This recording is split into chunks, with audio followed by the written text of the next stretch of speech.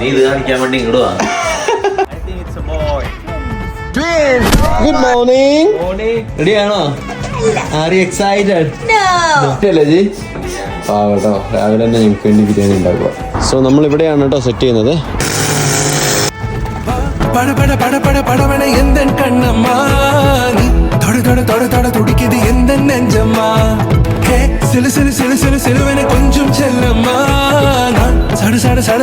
Guys, we are going to reveal now.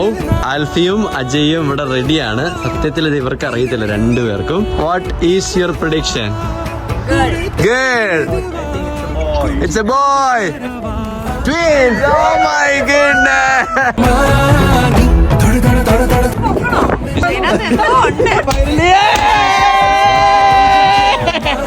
It's a boy. It's a boy.